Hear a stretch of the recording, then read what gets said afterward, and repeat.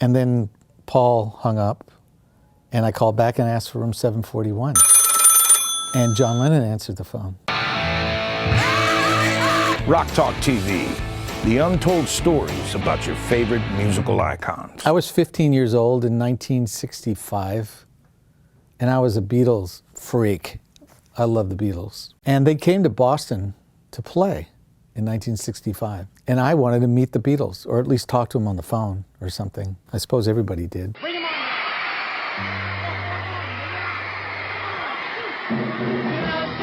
Well, my mom was dating this guy named Henry, and Henry was friends with somebody who was the manager of a hotel in Boston. Well, I can't remember the name of it now, the Savoy or something like that. But he told me that's where the Beatles were staying, because that was a big secret, right? So I thought, well, I'll just call him up. So I had one of these little dictaphones. A dictaphone was this like little tape machine with these little reel-to-reels things, and you know, you'd have a microphone with a switch on it. And so I taped the phone call with my dictaphone. I called the hotel and I asked for John Lennon. And the receptionist who answered the phone said, "Sorry, we can't ring their rooms. They're tired and they instructed us not to ring their rooms." She hung up.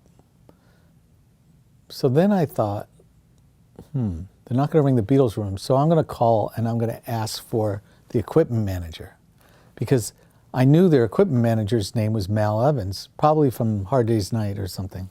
Somehow I knew. And so I called back and I said, "Can I speak to Mal Evans?" And she said there was no block on his room. So she said, "Okay, ringing room 738." And she rang him and he answered the phone. And I knew their voices from movies, interviews, Hard Day's Night, whatever. And I recognized his voice. And I said, "Hi, I'd like to speak to the Beatles, please." And he went, "Sorry, they're tired. They're not taking any calls." And he hangs up on me. So I called back and I asked for room 739 because I figured they're staying in the next room. And Paul McCartney answers the phone.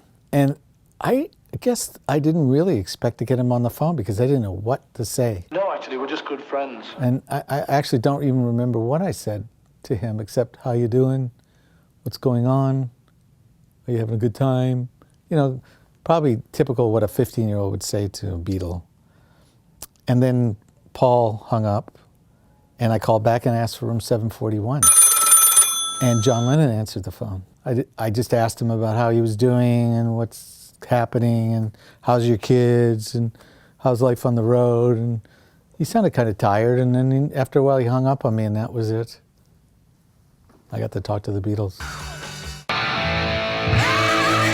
RockTalkTV, the untold stories about your favorite musical icons.